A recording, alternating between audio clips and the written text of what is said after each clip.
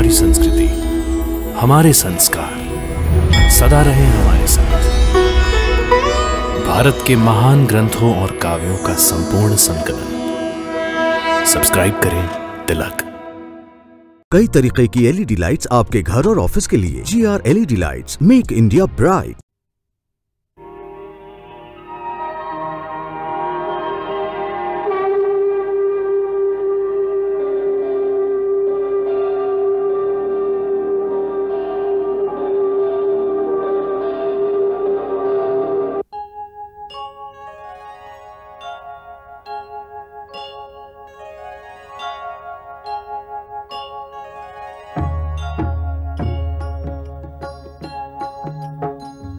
सीताराम चरित अति पावन, मधुर सरस अरु अति मन भावन।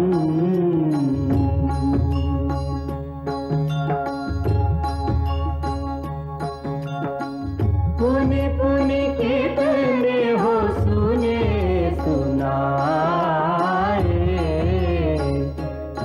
की प्यास बुझत न बुझाए।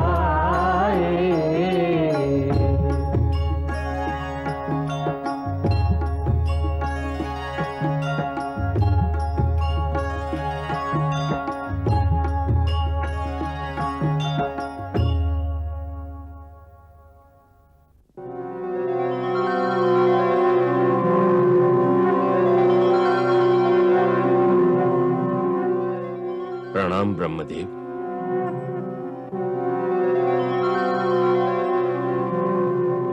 कल्याणमस्तु।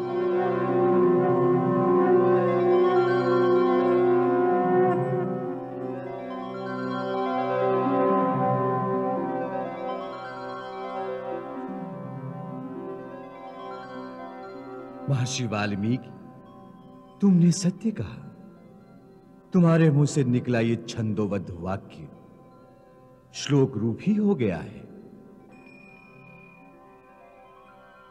मेरी प्रेरणा से ही देवी सरस्वती ने तुम्हारी जिह्वा पर वास करके इस कल्प में भूतल के सबसे पहले काव्य की रचना कराई है। तुम्हारे द्वारा प्रभु राम के महान आदर्श चरित्र का वर्णन किया जाना निश्चित है, इसलिए यह काव्य शक्ति तुम्हें प्रदान की गई है कि तुम नारद द्वारा बताए गए भगवान श्री राम के उज्जवल चरित्र को रामायण नाम से काव्यबद्ध करो। वत्स, मेरे वरदान से श्री राम का समस्त गुप्त या प्रकट वृतांत तथा सीता और समस्त देवों तथा असुरों का गुप्त या प्रकट चरित्र जो हो चुका है, जो होने वाला है, अज्ञात होने पर भी तुम्हें ज्ञात हो जाएगा। ये परम सिद्धि तुम्हें प्रदान की गई है कि तुम जो लिखोगे वही सत्य हो जाएगा। अतः तुम श्री रामचंद्र की परम पवित्र एवं मनोरम गाथा को श्लोकबद्ध करके लिखो, जिससे प्रेरणा पाकर समस्त युगों में प्राणी धर्माचरण के द्वारा भक्ति और मुक्ति प्राप्त करने के साधनों में प्रवृत्त हो। हे परमपिता, आपने यह कार्य मुझे ही क्यों सौंपा है? हे पुत्र, तुम्हें इस परम यश के अधिकारी हो। तुम्हारी तपस्या के फलस्वरूप तुम्हें भी माता भगवती की सेवा का सुअवसर मिलने वाला है। उनके जीवन में तुम्हें योगदान देना है। इस कारण हे ब्राह्मण श्रेष्ठ, तुम्हें ही इस यश का भागी होना है, ऐसा विधि का विधान होना निश्चित है। तुम्हारे द्वारा कहे गए प्रथम श्लोक से आज एक महाकाव्य की रचना का श्री गणेश हुआ है। उस महाकाव्य का श्री गणेश इतने करुणाजनक दृश्य से क्यों हुआ है? उसमें इतनी पीड़ा क्यों है? क्योंकि अब जो घटने वाला है उसमें करुणा रस प्रधान है।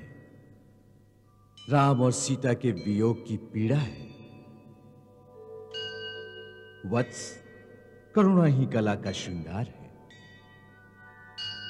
इसीलिए तुम्हें यह काम सौंपा जा रहा है, जिससे युगों तक मानव प्रभु श्री राम के आदर्श पर चलने की प्रेरणा पाए। वो राम और सीता की भांति त्याग करना सीखें। वो ये सीखें कि महानता त्याग में है, बलिदान में है। हे मुने, तुम्हें हमारा आशीर्वाद है कि इस पृथ्वी पर जब तक नदी और पर्वतों की सत्ता रहेगी, तब तक संसार में रामायण की कथा का प्रचार होता रहेगा। और जब तक तुम्हारी लिखी राम कथा का लोक में प्रचार रहेगा, तब तक तुम मेरे लोकों में निवास करोगे।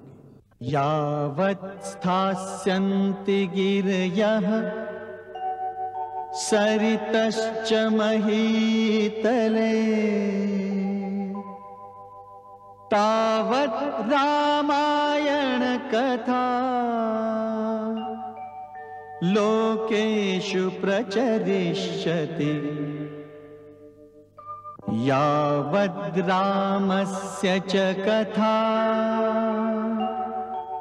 त्वत्कृता प्रचरिष्यति, तावदूर्ध्वमदश्च त्वम् मल्लोकेषु निवत्स्यसि।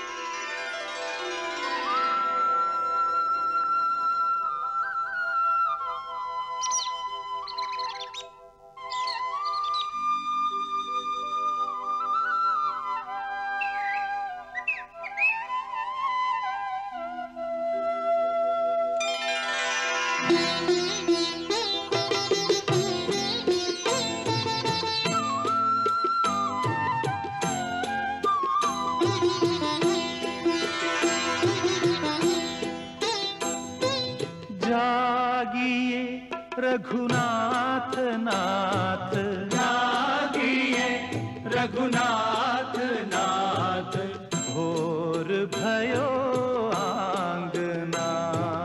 जागिए रघुवंश भानु, जागिए रघुवंश भानु, मुनि जन मन भावना।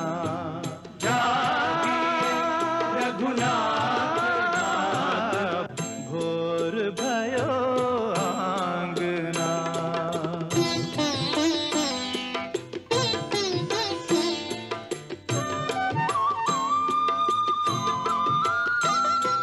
बीती रसवंती रैन, बोले खग मृदुल बैन, बोले खग मृदुल बैन, खोलो राजीव नैन, खोलो राजीव नैन, सब सुख सरसावना। जागिए रघुनाथ। अब छोड़ दो, महाराज को जगाने में विलंब होगा। रघुनाथ नाथ, घोर भयो आंगना। जागिए रघुवंश भानु, जागिए रघुवंश भानु, मुनि जन मन भावना। जागिए रघुनाथ, घोर भयो आंगना। महाराज उठिए, सूर्यदेव भी उदय होने के लिए आपकी प्रतीक्षा कर रहे हैं।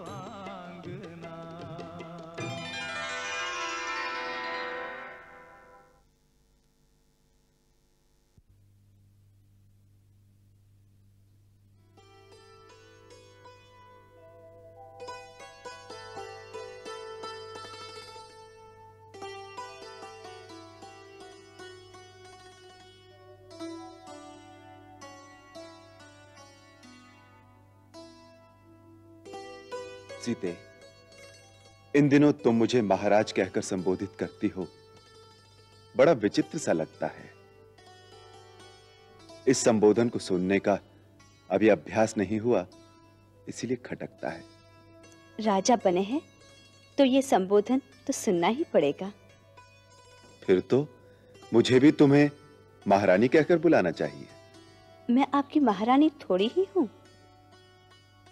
और मैं तुम्हारा राजा हूँ। अवश्य, राजा तो सभी के लिए राजा ही होता है। और वैसे भी राज्याभिषेक से पहले भी आप तो मेरे हृदय के राजा थे।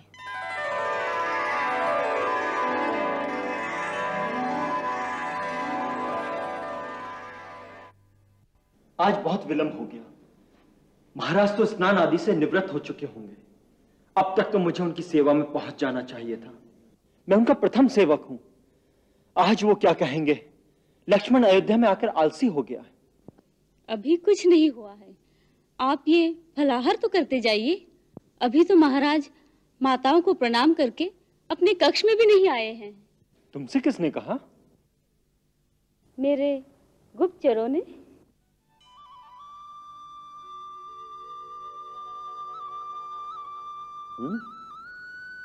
तो तुमने भी गुप्तचर रख लिए। देखो, गुप्तचरी का अधिकार केवल राजा को होता है, हर किसी को नहीं। पत्नी को भी होता है। अच्छा, तो जब मैं वनवास में था तो मेरी गुप्तचरी किससे करवाती थी? दीदी से। उन्होंने मुझे आपकी सारी कथा सुना दी है। कौन सी कथा? शूर्पणखा वाली। वो इतना कह रही थी तो उससे विवाह क्यों नहीं कर लिया?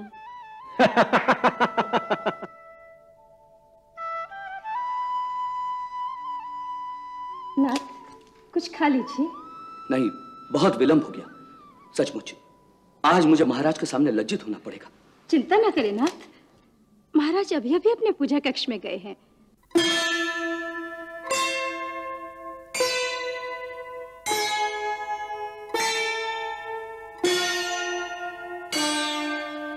ओंकारं बिंदु संयुक्तम् नित्यं ध्यायन्ति योगिनः कामदं मोक्षदं चैव ओंकाराय नमो नमः। मम इष्ट मम आराध्य है शिव शंभु परम असाध्य है। मम इष्ट मम आराध्य है शिव शंभु परम असाध्य है।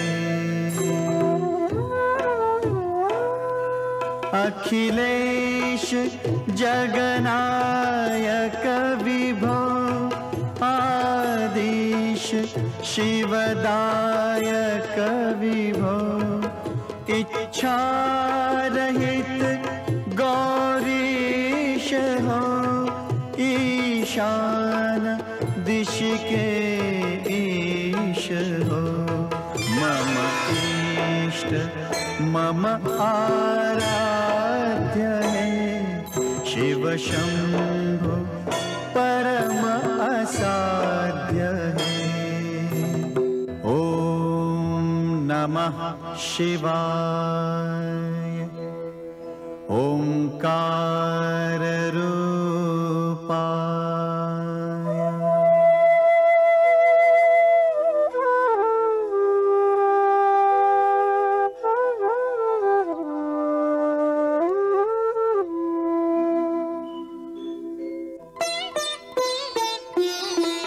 कर्पूर गौरम करुणावतारम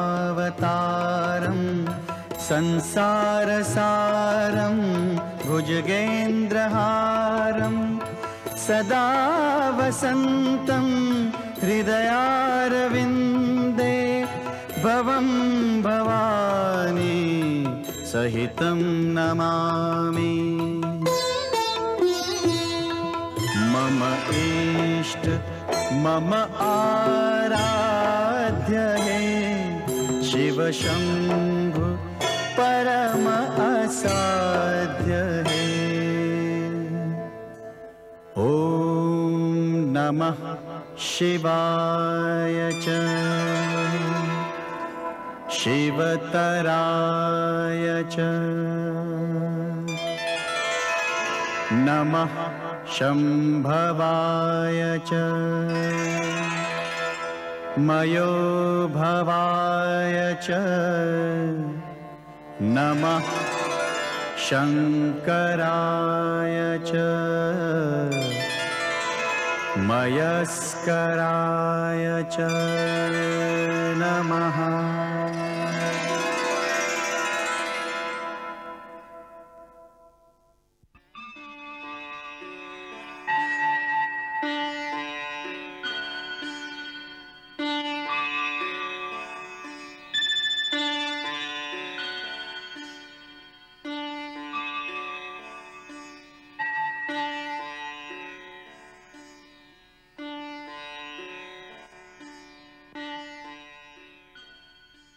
दीर्घायु हो, पुत्रवती हो। लो भगवान का चरणामृत।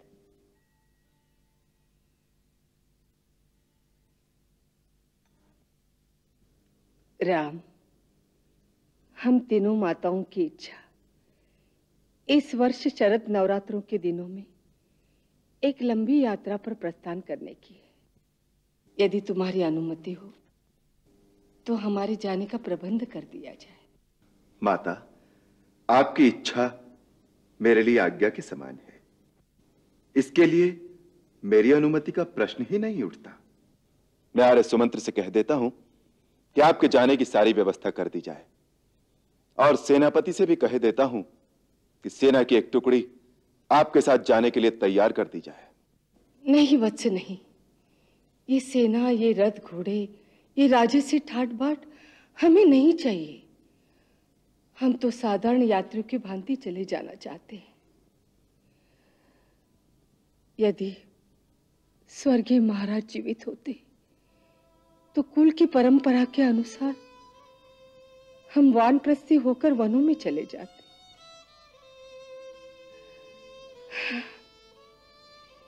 ये हमारा वानप्रस्थी समझो। आध्यात्मिक जागृति के लिए हमें तपस्या करने दो। माता, आप ऐसी बात क्यों कहती हैं?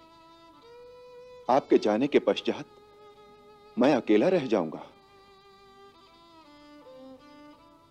इतने सारे उत्तरदायित्व को उठाकर चलते चलते जब मैं थक जाऊंगा तो किसकी गोद में बैठकर थोड़ा सा विश्राम कर सकूंगा? ये माया मोह की बात है राम, तुम्हारे मुंह से अच्छी नहीं लगती। देखो, यदि ये सोचकर मनुष्य इस संसार में रहे कि वहां उसकी आवश्यकता है, तो वो युग युगांतर तक भी मरना नहीं चाहेगा, क्योंकि उसके पुत्र को उसकी आवश्यकता है। कल पुत्र के पुत्र को उसकी आवश्यकता होगी, फिर व्यापार को उसकी आवश्यकता होगी, फिर राज्य को, समाज को, यहां तक कि वो ये सोचने लग जाएगा कि मेरे बिना आकाश में धरती कैसे स्थिर रहेगी।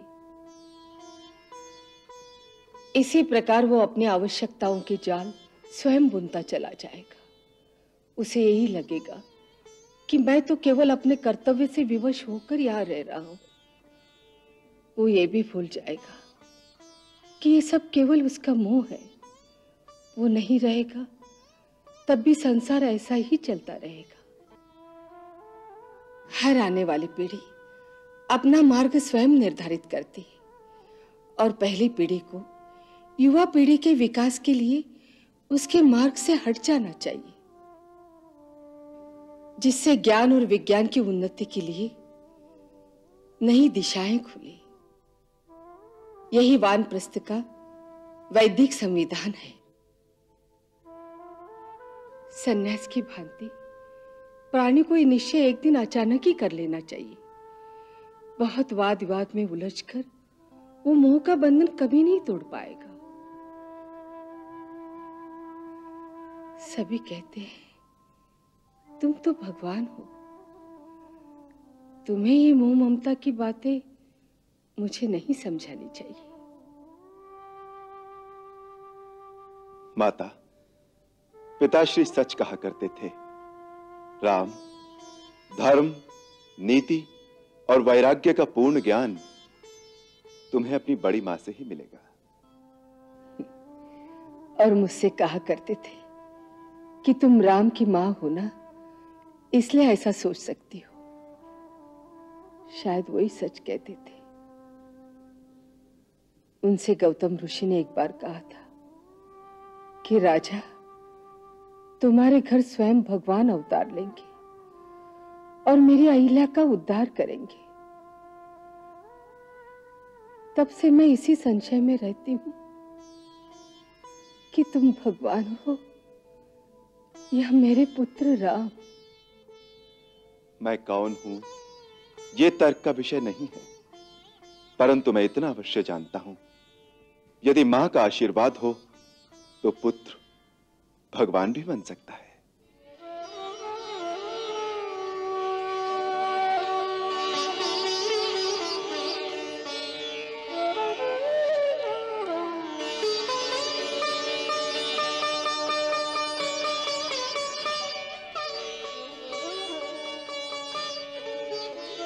मंगल भवन अमंगल हारी, प्रभु सुदशरथ अजिर बिहारी।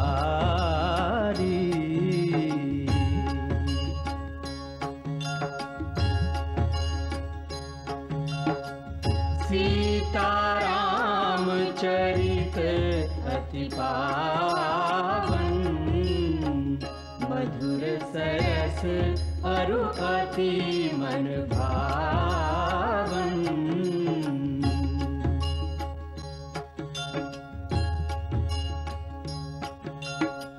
पुनि पुनि कितने हो सुने सुनाए,